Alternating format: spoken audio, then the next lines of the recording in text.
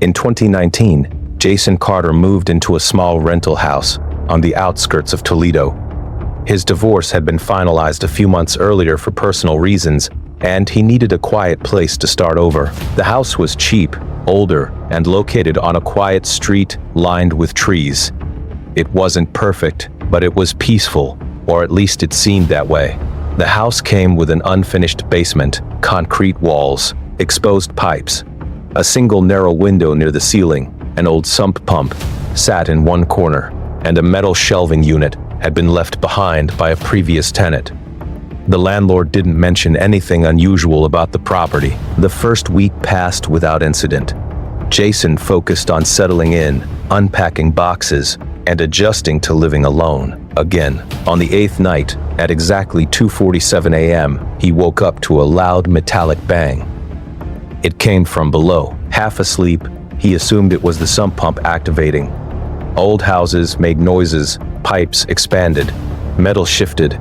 He convinced himself it was normal. Bang. 3 seconds of silence. Bang. This time it didn't sound random. It sounded measured. Random. This sounded measured, deliberate. Jason grabbed his phone and walked downstairs. The basement was empty, nothing had fallen. The shelves were intact, the sump pump was silent. But something felt off. The air was warmer than the rest of the house, heavy, almost humid. Over the next few days, small, unexplainable things began happening. Tools he neatly placed on the metal shelf would be scattered on the floor the next morning. The basement light would already be on when he went down. Even though he clearly remembered switching it off, he started double-checking himself. Maybe stress was affecting his memory. Then came the smell. It wasn't constant. It appeared suddenly, a strong, sour odor, like something rotting inside the walls. Jason checked for dead animals, leaks, mold, anything that could explain it. One evening, while sitting upstairs watching TV, he heard footsteps above him. Slow, measured. He muted the television. The steps continued for about 10 seconds, but he lived alone, his heart racing. Jason ran outside, thinking someone had broken in through the back. The yard was empty. Doors were locked from the inside, windows untouched. There was no one there. After that night, he avoided the basement entirely. If he needed something from storage, he waited until daytime. Even then, he felt like he was being watched. The final incident happened 2 weeks later. At 3:12 a.m., Jason woke up suddenly, gasping for air. The bedroom felt suffocatingly tight, like the oxygen had thinned. His chest felt heavy. Then he heard it, a dragging sound, from the hallway, slowly moving across the floor, toward the basement door. He sat frozen in bed, listening. The dragging stopped. Silence filled the house. Then, 3 loud knocks from downstairs. Not random banging. Knocks. Clear. Intentional. Jason didn't go to check. He didn't call out. He grabbed his keys, wallet, and phone, and walked out of the house immediately. He didn't change clothes. Didn't turn off the lights. He left everything behind. Furniture, clothes, even important documents. The next morning, from a motel across town, he called the landlord and said he was breaking the lease. He didn't give details. He just said he couldn't stay there anymore. When asked later by a friend what exactly scared him, Jason only said one sentence: "It didn't feel empty down there." One neighbor claimed that, late at night, the basement light could sometimes be seen flickering through the small window near the foundation. The landlord eventually found another tenant, but they didn't stay long either. No official report was ever filed, no investigation took place, and whatever was making those knocks was never explained.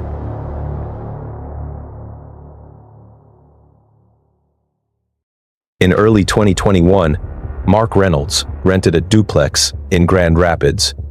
He worked remotely and needed extra space for a proper home office. The house was affordable, located in a quiet neighborhood, and had a finished basement that seemed perfect for working without distractions.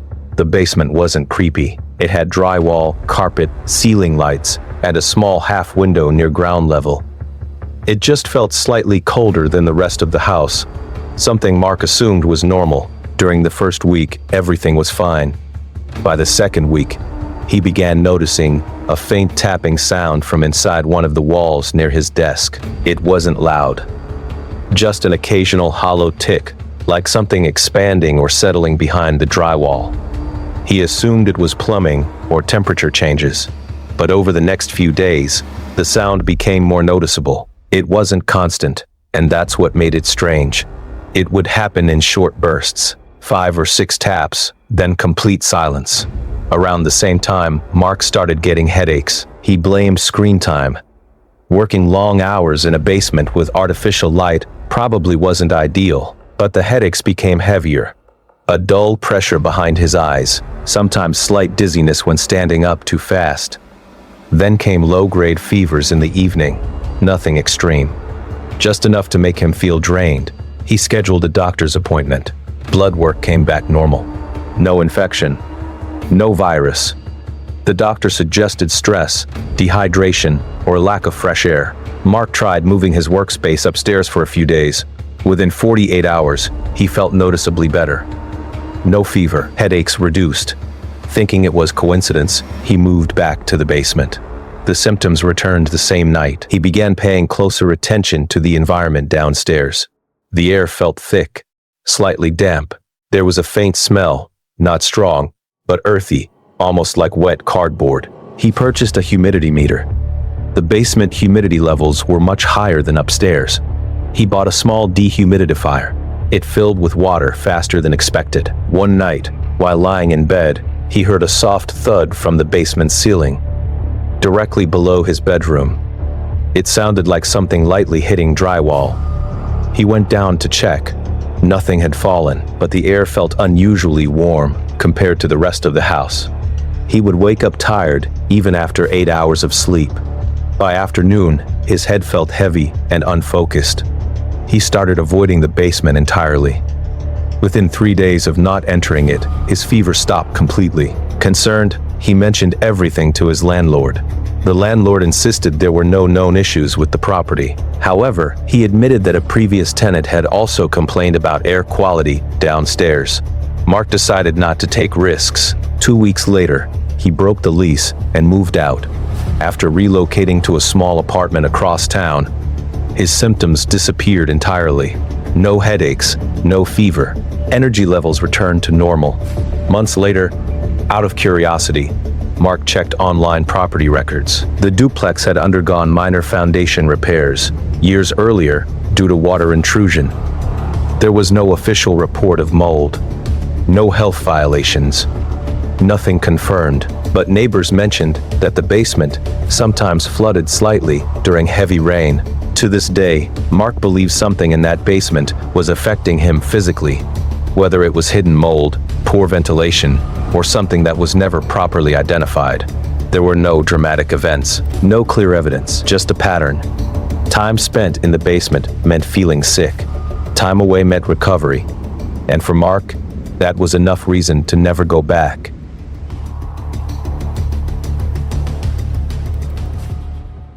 In the summer of 2022, officers in Wichita responded to a late-night call from a homeowner named Brian Keller. Brian had lived in the house for almost a year, without any issues. It was a single-story home with a small unfinished basement, used mostly for storage and laundry. The neighborhood was quiet, mostly older couples and families who had been there for years. The first time Brian heard the voices, he didn't call anyone heard the voices. He didn't call anyone. It was just after midnight. He was upstairs in the living room when he heard what sounded like low conversation coming from below. Not loud, just faint murmuring, like a TV playing in another room. He muted his own television and listened carefully. The sound seemed to come through the air vents. He went downstairs immediately. The basement was empty. He checked the back door, locked, windows closed. Nothing disturbed. He told himself it was probably neighbors outside, or sound traveling through pipes, but it happened again 2 nights later. This time, he was certain the whispering was inside the walls. It wasn't clear speech, just the rhythm of voices overlapping, stopping when he reached the basement steps. Each time he went down to check, the sound stopped completely. Over the next week, the incidents became more frequent. Sometimes it sounded like two people talking softly, other times just a single low tone, almost like someone humming behind drywall. Brian began feeling uneasy going downstairs alone. Not panicked, just unsettled. He started keeping the basement light on at night. One evening around 1:40 a.m., the whispering was louder than before. It carried through the vents into his bedroom. He sat upright in bed, fully awake now, trying to make out words. He couldn't, but he was sure it wasn't random noise. That's when he decided to call the police. Officers arrived at approximately 2:18 a.m. They searched the property thoroughly: basement, crawl space, attic, exterior yard. They checked for signs of forced entry, hidden access points, or anyone trespassing. Nothing. They even stepped outside to see if neighbors were awake or talking. Everything was quiet. One officer suggested it might be animals inside the walls. Raccoons or stray cats sometimes created strange echoes. Another mentioned HVAC duct noises. Brian felt embarrassed, but insisted the sound resembled human conversation. The officers documented the visit and left. For 2 days, there was silence. Then the whispering returned. This time it was brief, about 20 seconds. And it seemed to travel along the basement ceiling, as if moving from one side to the other. Brian went down immediately. Silence. He placed his hand against the wall where the sound had seemed strongest. The drywall felt slightly cool, nothing unusual. He called the police again that night. Officers responded but again found no evidence of intrusion. They recommended installing cameras for peace of mind and possibly having a contractor inspect insulation and ductwork. Feeling increasingly uneasy, Brian installed 2 security cameras facing the basement stairs and main area. Over the following weeks, the cameras captured nothing abnormal. No movement, no shadows, no entry. Yet occasionally, usually after midnight, Brian would still hear the faint murmuring through the vents. He eventually hired a contractor to inspect the walls for animals or structural gaps. No nests, no openings large enough for a person. No clear explanation. By early 2023, the reports stopped. Brian claimed the sounds gradually faded and then never returned. No police report listed criminal activity. No neighbors reported similar disturbances. Officially, nothing was ever found, but Brian no longer spends time in the basement after dark. And he keeps a small fan running at night.